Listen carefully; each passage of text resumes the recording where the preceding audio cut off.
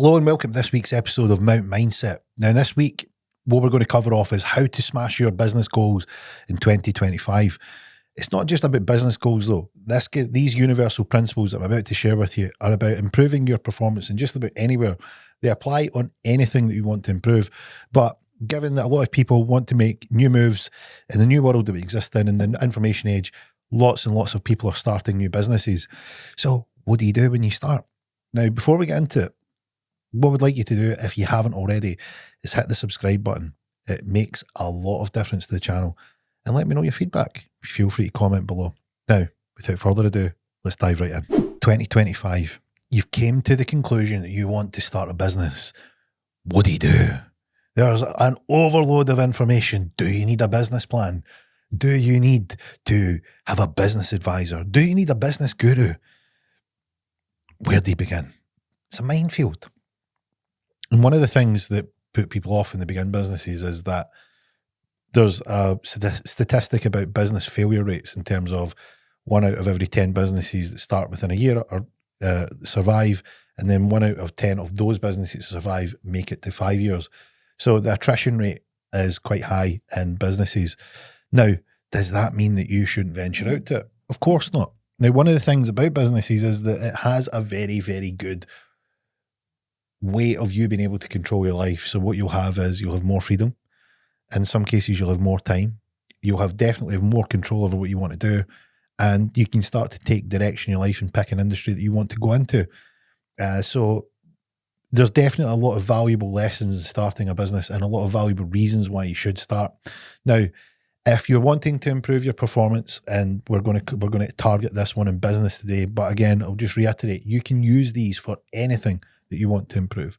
So be it a fitness goal, be it a situational goal, be it a project, you can apply these to anything, basically anything that involves you having a goal or a dream or, some sort of vision, and it's somewhere off in the distance and you need to progress to get to that outcome. You've got a start point, you've got a destination, and you've got points along the path that you need to achieve to get the result that you want. So if anything like that can be applied to. And what I'm going to cover off is the 5 steps so that you can smash your business goals or project goals. And these are going to come with a duality. And what that means is that if you have a business or a project and it isn't working, you're probably missing some or the complete part of one of these 5 things. And I'm going to explain why it's so easy for people to let these things slip, and then what happens when you actually master it. So let's get stuck in. Where do you begin? How do you know what to do? What industry should you start in? What sector's the best? What has the best growth? Is tech the thing? Is AI the thing? Is services the thing? How is it dealing with people? And there's just a huge amount of information. What I would suggest doing is start with what you like. Start with what you enjoy, because you'll find something that just rings true to who you are and just something that you think that's a really, really good fit. Now, it could be setting up a joinery business. It could be, setting up some sort of technology platform that solves a problem for someone. It could be a coaching business. It could be anything that you want. In today's world, with the technology we have, literally the brakes are off. There is no barrier to entry anymore like it was in recent past. So the gates are wide open. So how do you figure out what you should start with? Well, the very, very first thing that you should start with is a vision. And what you want to do here is something that I do a lot of work with people who come to me asking for help and want mentored. Here's the thing that I go through with them. We get them to create a vision of the ideal life that they would have in the future. What does it look like? Where are you? Who are you around? What does your network look like? Who's the people that you interact with? Where are you living? What kind of car are you driving? Now, let's imagine that you get all the results that you could have ever dreamed of. What does that ultimate life look like? Are you working here or abroad? Do you have that car that you've always dreamed of? Do you have multiple cars? Do you have a business that you've grown from the ground up? Have you started from zero and grew it all the way? Did you start by looking for a business to buy? Tell us what it's like. What's that ultimate vision? If you could have anything you want, what would it be? Now, why is that important? It's important because if you don't know what the ultimate outcome looks like, how do you know what to aim for? Because you just then get distracted with, should I do this? Should I do that? Let me do all these things and try them all and see what one works. You don't have a clear vision of where it is that you want to be. And I guess the best analogy to explain like where this would be most widely used is, say you were wanting to train for a particular event or a particular distance or a particular outcome. It's very easy for you to know what you need to do because there'll be parameters that you need to hit. So it'll be a certain distance, be a certain time of the year, there'll be a certain time that you need to achieve it in, and there'll be a certain equipment that will give you the advantage you need, and there'll be nutrition that you need to, fuel with to get it done. So you can work out, right, I know what I need to do because I know what the outcome is. The outcome's hitting or achieving this particular goal. And then I know all the steps that I need to factor in, and then I can build a plan from where I'm at now to where I want to go in the future. And that is essentially an easy version of a vision. But most people can do that pretty easily if they've got an event. So why not apply the same thing to business? Because it is really that simple. And if it was a case of you wanted a business with 100 employees and you start with one, well, you've got 99 to go. What's your rate of employment going to be? What kind of numbers do you need to hit? What sort of rollout would you have? Like, how would you grow it from 1 to 100 staff? Why does it need to be 100 staff? Like, you're building this picture of the vision. If you go there in the future and you go, well, I've got 100 staff and the business turnover's, 10 million. We've got these staff. This is what they do. This is where we work. This is what the office is like. And you're building a picture in your mind of all the particular parts, just the same as your training example. I know what nutrition I need. I know the distance I need to get to. I know how long I've got between now and when the event takes place. I know what type of training I need to do at the weekend, during the week, and so on. So you can build those steps in your mind, and you can also build the steps in your mind in terms of what outcome you would want in business. Because in both cases, they're off in the future. And what you're doing is you're preparing to go from where you're at today to where you want to be. Now, vision is extremely important, but it's not the whole story because there is a secret component. And that secret component is this thing, it goes hand in hand with vision if you want to make it work. What you need to have is you need to take action, because if you have two camps and one camp is vision and all they do is visualize what it would be like, all I need to do is sit here and think about how it looks and, the universe will work it out for me. And you've got the other camp, which is, all you got to do is take action, action, action, action, action. Well, the reason that either of these camps might not hit their target is that the action takers will take action, take action, take action, take action. And then someday some event's going to happen and it's going to be a tough day. And they're going to ask that inevitable question, why am I doing this? Why am I here? What's all this for? And the reason that they're asking that question is they don't have a vision of where it is that they want to go.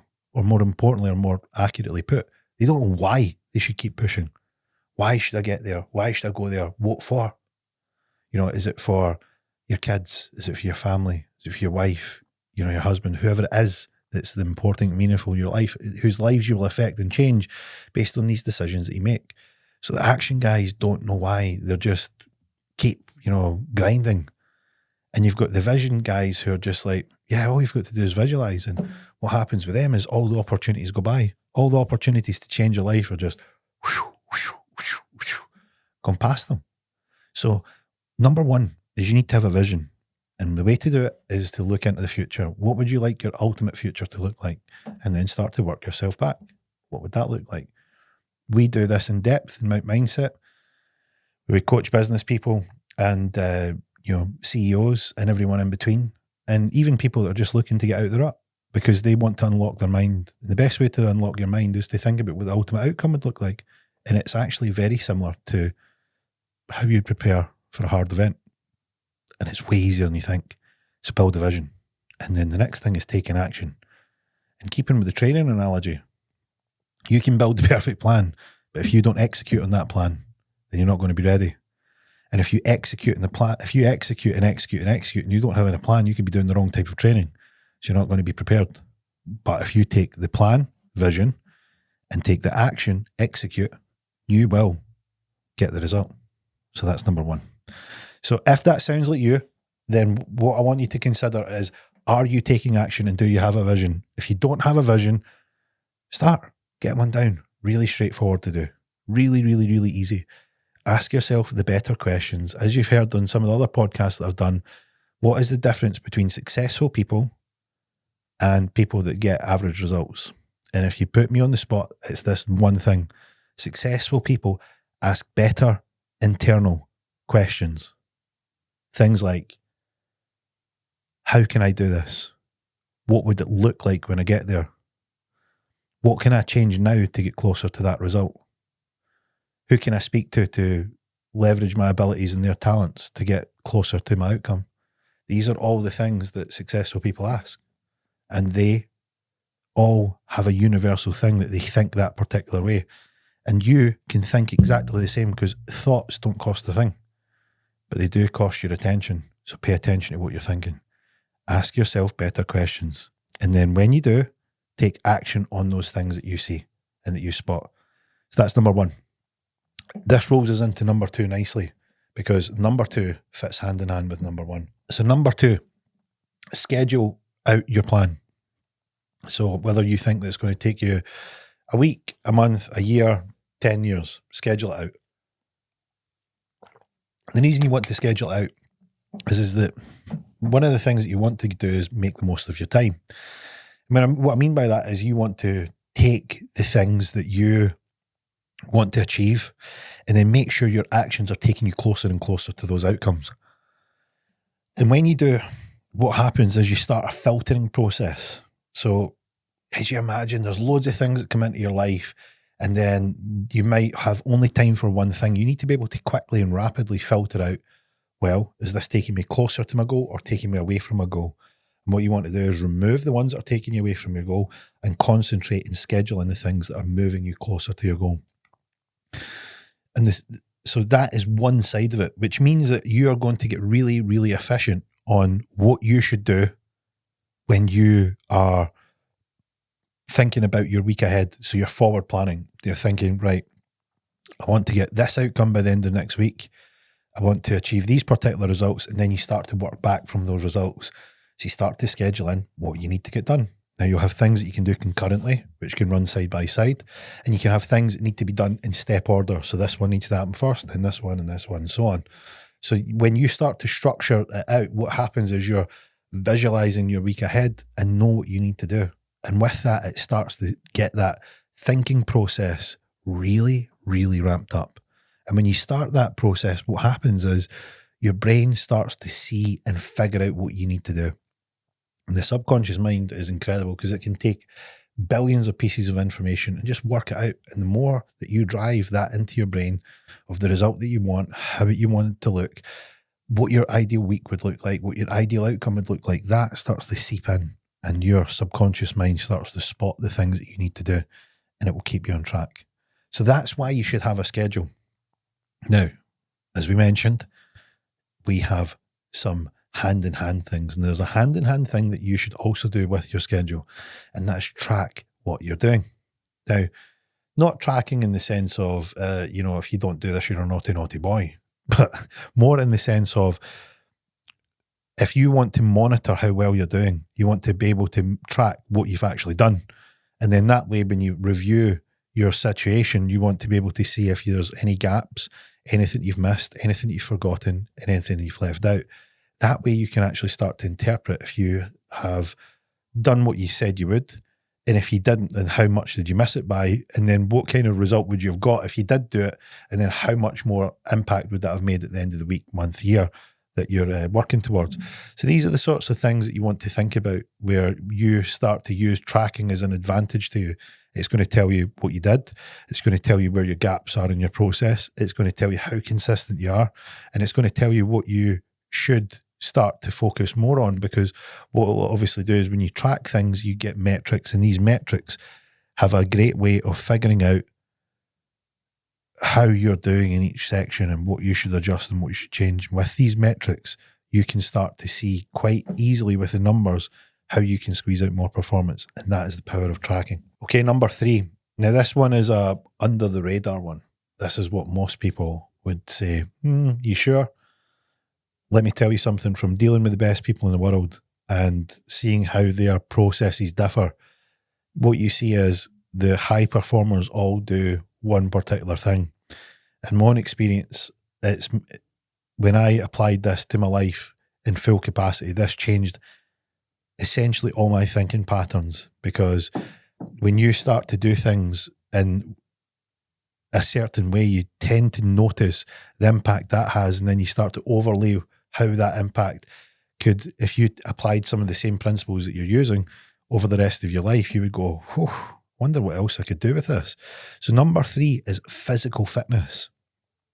And the reason physical fitness is so important is when you start to, let's just say you start a job, let's say you start a business or some sort of entrepreneurial idea, you want to go out, it can be pretty daunting, and you might feel worked up, and you might feel that you're doing more hours, and you might feel a little sort of frustrated that you don't really know what to do. It's a big figuring out process. You can be scratching your head, and then you can just feel a bit, caught up in it all.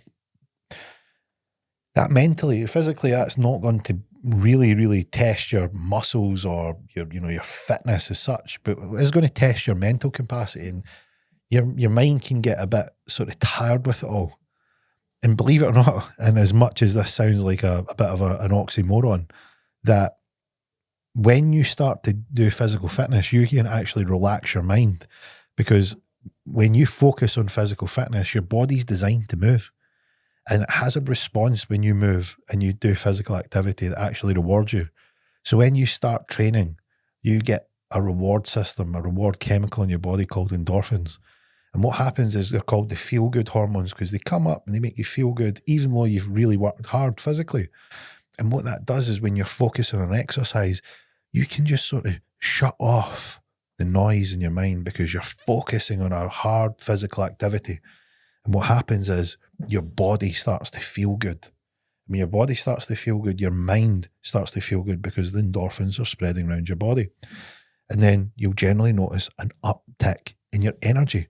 So you have energy increasing, you have your mood increasing, physically you're in better shape, and everything sort of starts to feel like a bit fresher and a bit more vibrant.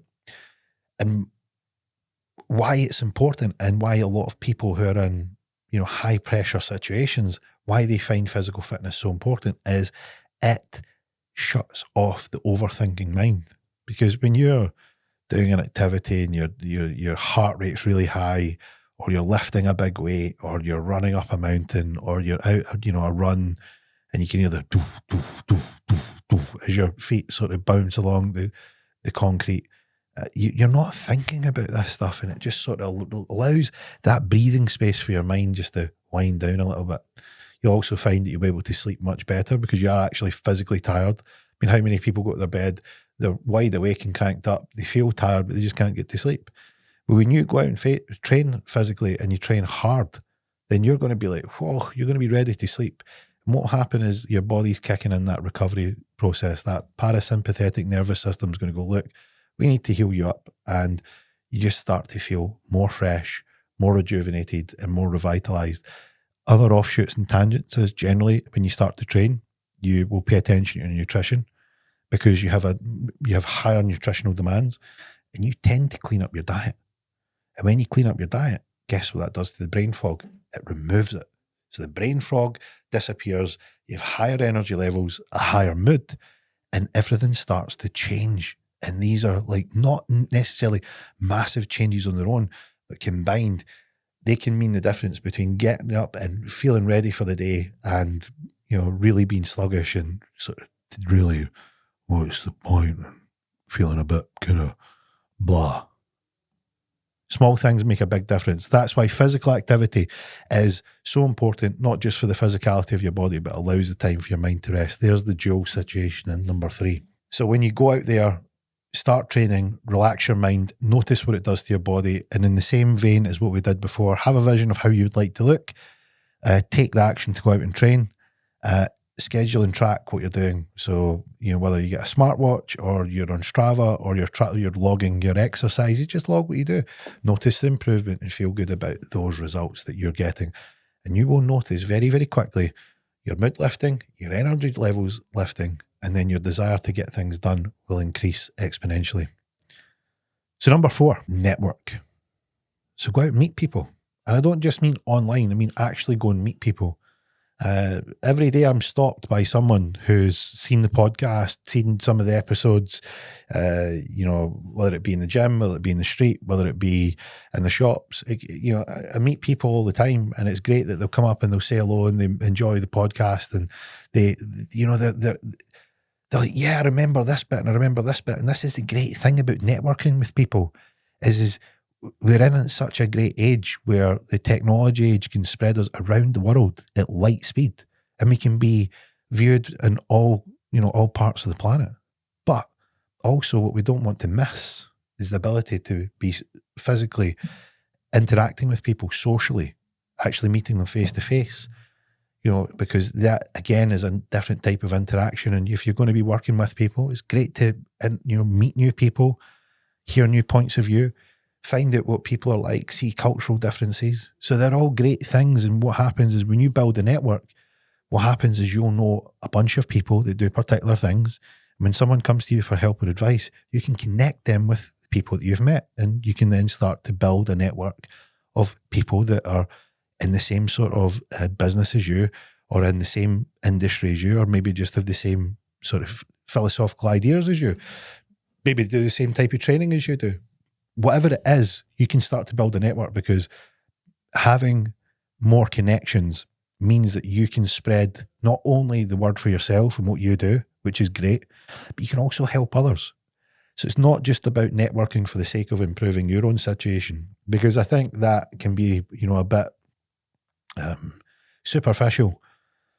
If you're going to network, then you've got to network with the idea of being able to help others, whether you help them or whether you help connect them with other people. And that's the art of networking, because when you connect people with others, they remember that. They remember that you were the guy that, connected one to the other. And that's how people, get word of mouth. Word of mouth before social media was a thing was massive, because it was your reputation, it was who you were, it was what people thought of you. And that, I think, is really powerful, especially in this day and age with social media being what it is, that, lots of people can come across a particular way and they might not be like that in real life. If you've got someone that you've met in person and someone that you can see their social media profile and they're congruent, meaning that they do this, they're exactly the same on the camera as they are off the camera, people are going to be pretty keen to spread the word about what you do. And this is the thing about why it's important to go out and meet people, do it face to face, go to events, go to seminars, go and mingle, go and have a chat with people, because people like people that are like themselves. So when you go along and you're meeting people that are interested in the same things as you, you can connect, you can help each other, you can sort of throw around ideas, you can suggest different ways of putting together a project, how you would build investment, how you could finance it, how you could get it off the ground, how you would market it. Do you know someone that could do like the adverts? Do you know someone that can do a website? Do you know someone that, is good with accounts? Do you know someone that's a great project manager? All these things. And you're like, yeah, I know. I met someone and I know someone that's done work for me. And that is how you can spread the connections and actually make impact. But that doesn't mean that you just only do it in person, because the thing is technology is a great tool. Build an online presence as well. Do them both. That's the thing, is it's not one or the other. It is actually both. And that's, again, part of the theme that we're doing here, which is duality. It isn't one without the other. So take time to network in person, go meet people, and make sure you're building your presence online. And you're going to find it very, very easy to build a profile. So number 5, this one, probably the one that most people miss. And it's called review. And the reason that you want to review what you're doing is, how do you know how well you're doing? How do you know if you're getting further away from your goal or you're getting closer to your goal? How do you check how you did yesterday, last week, last month? You need to be able to look back. When you look back, what happens is you can have a detached point of view of what you did, because when you were going through it, you had a certain perspective. But when you look back, you can see things that you didn't see at the time. And that's why they call it hindsight. Because hindsight, you have 20/20 vision. You see everything perfectly because you've been through it. When you start to review, what you can do is that when you look at how you performed, what you can do is you can say, how did I do? And was I happy with the result? Could I have done anything more? Was there anything that I missed? And that reviewing process does some great things, because first of all, if you are lacking behind and you want to improve your results, then ideally what you want to know is, what should I improve? What should I work on? What should I focus on? Where can I pick it up? Where can I add some more energy? Where can I add some more effort or emphasis and start to push that thing forward? So it's great in being able to spot and identify those things. It's a bit like if you had a weakness in the gym, you're like, yeah, I don't think this body part's up to much. And then you review your week and you realize that you actually done a fraction of training and you never really directly trained that muscle. And no wonder it's lagging behind. So what you do is you then put that in your plan the next week. You say, right, well, I'm going to train that muscle group and give it some attention. And then you do it over 3-4 weeks and you start to see the gains and improvements. Well, you can do that with your business. Business would be, how's my marketing strategy? How's my content strategy? How many posts am I putting out a day? Am I consistent with it? What's the message that I'm looking to deliver? How does that look in terms of sales? How many sales did they get? Or how many services did they provide? Does my product range sort of fit the message that I'm trying to give out? Do I need to sort of polish anything up? Should I ask existing customers what they think and what could be improved? You should also think about, how consistent was I through the week? How was my effort in terms of, driving the message out there, marketing strategy? What does my numbers look like? All these types of things can be examined. But to do that, what you need to do is review it. Now, as we said earlier on, reviewing what you're doing is great. But how to get the real power out of review is, remember, number 2, when you're scheduling and tracking what you're doing. Because when you track what you're doing, what you can do is you can get some numbers. And with the numbers, you can actually project ahead what outcome you would have got if you adjusted or changed any of the numbers that you achieved. So for instance, if you seen 20 customers and got 10 sales and you wanted to double your sales, well, then you would need to see double the amount of customers. So you would then work out how you could actually fit in seeing double that amount of customers. You would take things like, what was your average sale amount, and divide or multiply that by the amount of sales that you got. So you could then either work it out 2 ways. Do I need to increase the number of sales, or do I need to increase the amount of my average sale? Because if you have different products, maybe some products are cheaper than others. Maybe you want to put more emphasis on the higher value products. If you want to navigate or direct your business a particular way, what it comes back to is, what am I doing? What does it look like? What can I influence? Because you're not making a big leap. What you're doing is you're taking small steps. But to know what small steps to take, you need to know which ones have been taken and what impact that they have. And then once you realize what impact they have, you go, if I make this little tweak here, that can make a big difference there. And a lot of the time in businesses, particularly, businesses that are fresh and new, it can be the small things that make the big impact. So that is why you want to review things often and regularly, so that you can then spot how you can make these tweaks, how you can increase your chances of success, and how you can go out there and smash your business goals. Because the thing that will happen when you apply these 5 principles to your business is you will not only hit your goals, you'll be blown away by the speed in which you can hit them. And the thing that you need is to take action and carry out these 5 principles. If you do all of them, I think you're going to like the results. So, hope you enjoyed this week's episode of Mount Mindset. If you haven't done so, hit that subscribe button. Please let us know what you thought of this episode in the comments section. And I will be looking forward to hearing what you guys have said. Be sure to put the notification buttons on for all upcoming episodes. And I look forward to seeing you guys on the next episode. And from me this week, that's a wrap.